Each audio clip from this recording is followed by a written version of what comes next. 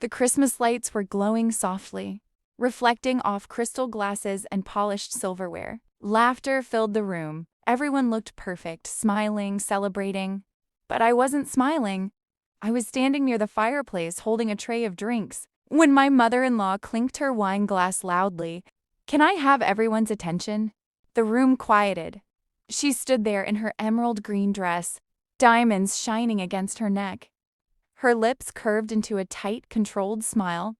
"I think," she began sweetly, "it's time this family had an honest conversation." My stomach tightened. She looked directly at me. "It's time to replace you." A few people chuckled nervously, thinking it was a joke. She didn't laugh. "You've been married to my son for 3 years," she continued, "and what exactly have you contributed? No child, no real career, no social presence. You're useless." The word echoed louder than the Christmas music. Useless. My husband shifted uncomfortably beside me but said nothing. Nothing. She took a sip of wine. "A woman who can't elevate a family should not stay in it." My cheeks burned. I could feel 20 pairs of eyes on me, judging, measuring, waiting. And then she said something that made the room go completely silent. "Don't worry, sweetheart," she said to my husband. "We've already met someone better." The air left my lungs. Met someone? My husband didn't deny it. Instead, he whispered, "Mom, this isn't the time." "Oh, it's exactly the time," she replied. "It's Christmas. A time for new beginnings." I wanted to cry. I wanted to scream. Instead, I slowly placed the tray down on the table because she had made one fatal mistake. She assumed I was powerless. She assumed I had nothing. She assumed no one important was watching.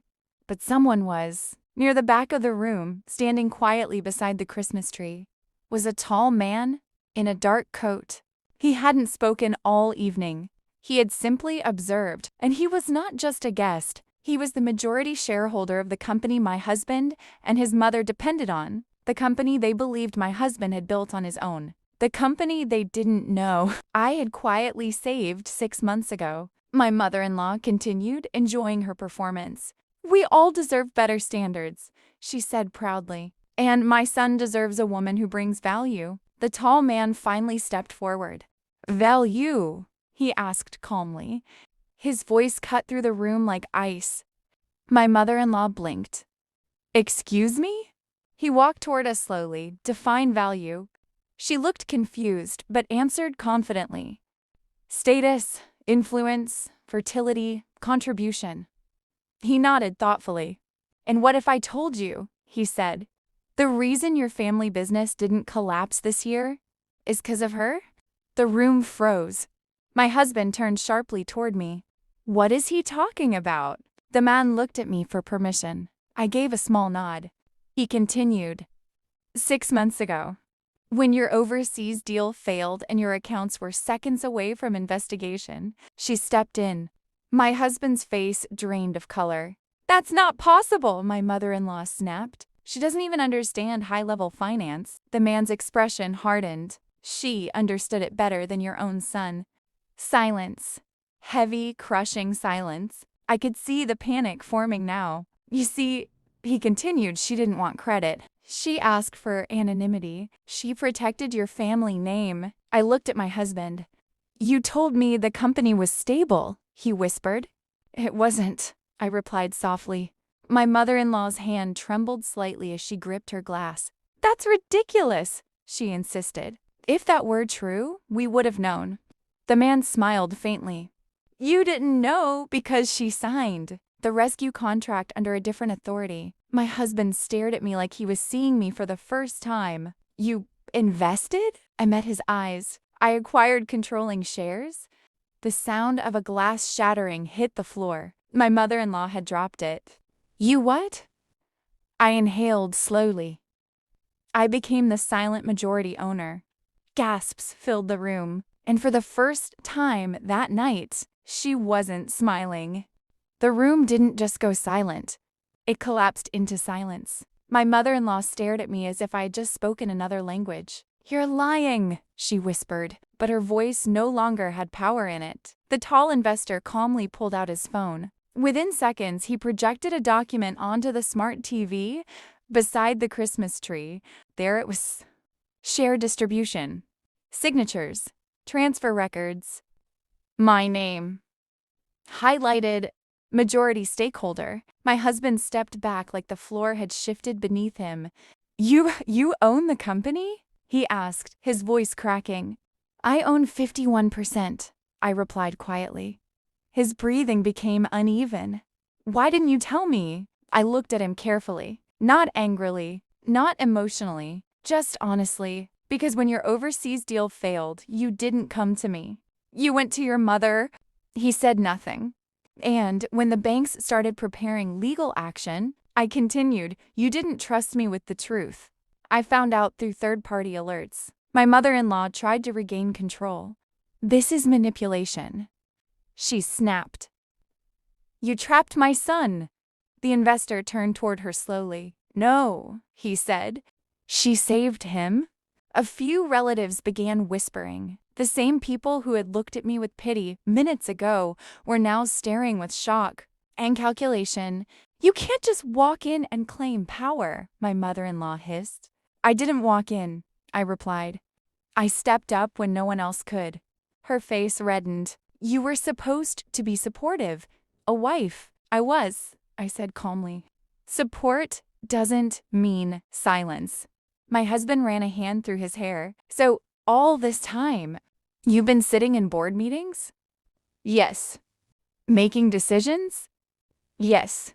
And I had no idea. No. The truth hurt him more than the humiliation.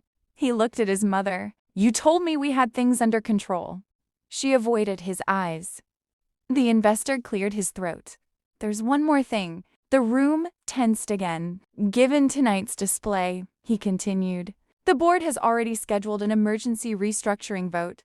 My mother-in-law's head snapped up. "What vote?" "A leadership review." Her confidence finally cracked. "You can't remove us from our own company?" I tilted my head slightly. "It's not your company anymore." The words were not cruel. They were factual. She looked around the room, searching for allies. No one moved. Christmas music was still playing softly in the background. Silent night. The irony was almost poetic. My husband looked at me again. "Are you firing us?" That question hurt more than anything else. "I'm not here to destroy you," I said. "I'm here to fix what nearly collapsed." My mother-in-law laughed bitterly. "You think you're better than us now?" "No," I answered. "But I refuse to be treated as less." The investor nodded slightly, signaling quiet support. I walked toward the fireplace where I had stood earlier, holding drinks like decoration. I spent 3 years trying to earn respect in this family. I said, my voice steady but strong, "Tonight you made it clear I would never receive it." My husband's eyes softened. "That's not true." I looked at him gently. "You didn't defend me." He had no response. My mother-in-law's shoulders sagged. For the first time in her life, she had lost control of a room. "This isn't over," she whispered. "You're right," I said.